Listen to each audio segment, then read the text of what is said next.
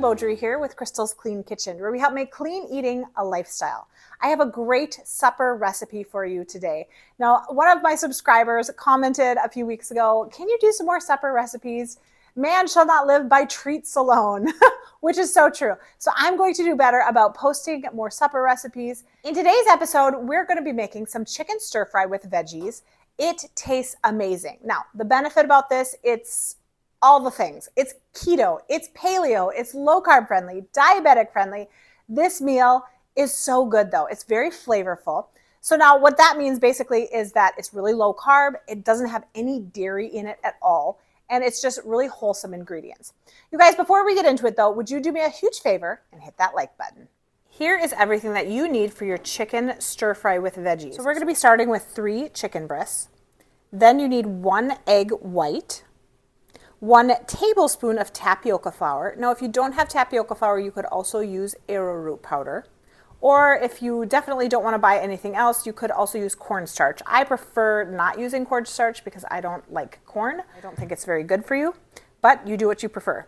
Then we're going to be using a half a cup of some sliced mushrooms, 2 small zucchini, or 1 bigger zucchini if you don't have small ones, 1 cup of some snow peas, and then we're going to trim those, a half a cup of some sliced scallions, then 1 tablespoon of some coconut aminos. Now you could also use soy sauce if you prefer. I think that coconut aminos is a healthier version of soy sauce.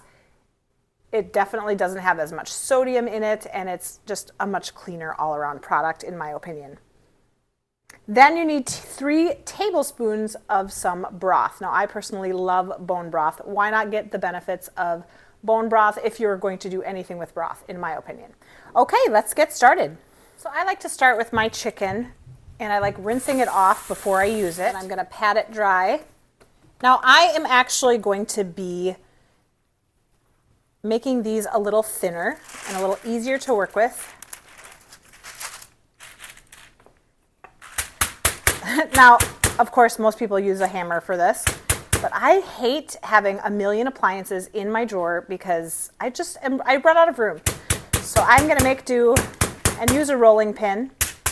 Here it is. So it's not like crazy thin, but some of the thickness is out of it. This is perfect. I also soaked my snow peas in water and vinegar just to make sure that there's nothing gross on here, get all the bacteria off of it. So I would encourage you to do that the same thing too.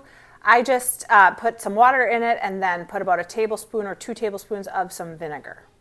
And then you can let it sit for about 5 or 10 minutes. Next, I'm going to take a bowl, put my egg white in it.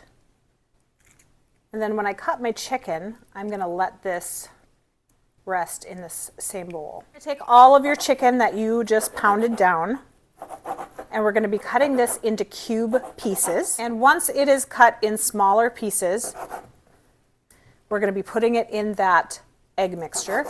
We're also going to be putting in our tapioca flour in there as well. Technically, this recipe is, I believe, 6 servings. Each serving, I believe, is about a cup.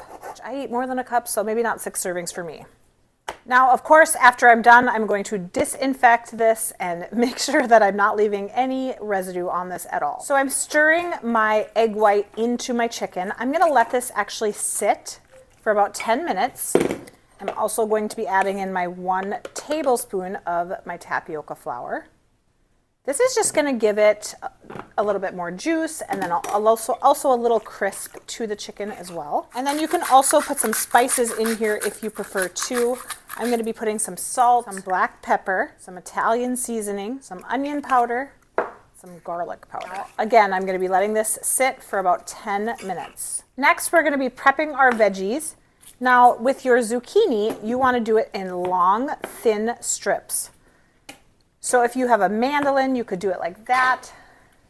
I am actually just going to be cutting it by hand, I think. Trying to do it as small as I possibly can by hand. Then I don't want crazy big pieces, so I'm going to do it kind of like about like this.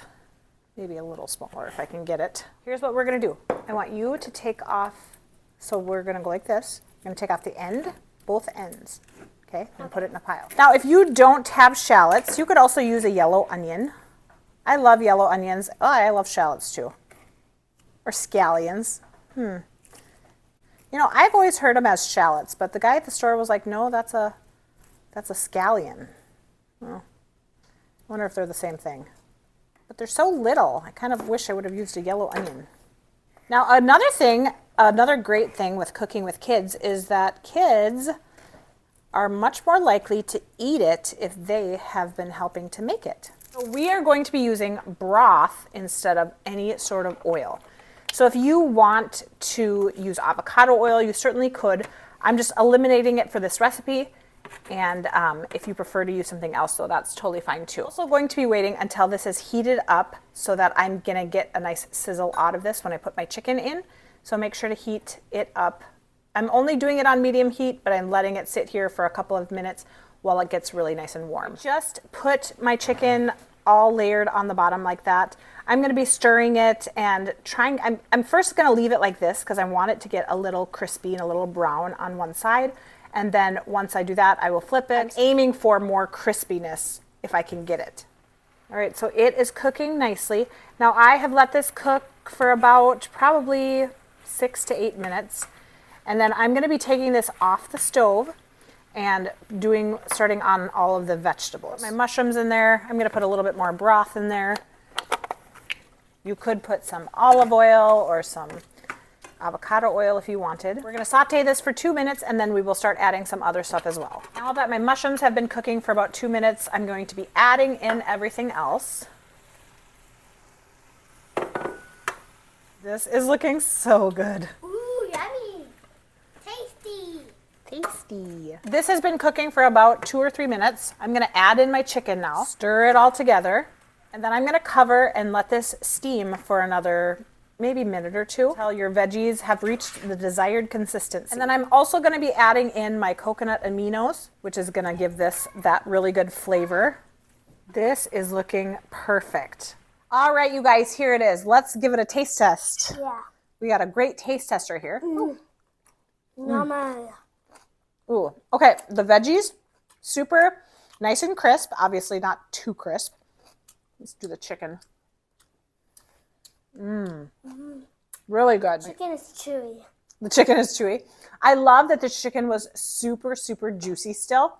That egg that we did on it and even the tapioca flour, yum. It made this chicken super, super good. I loved, like I said, that the veggies were so crisp and the coconut aminos gave this some really good flavor. You guys, this dish is wonderful. It's a great lunch or supper idea. You can meal prep it and cook it all at once and then divvy it out in your lunches for later. You guys are going to love that. You guys, thank you so much for watching. I'm going to try to do a couple more supper recipes, so stick around for that. We'll see you next time. Bye.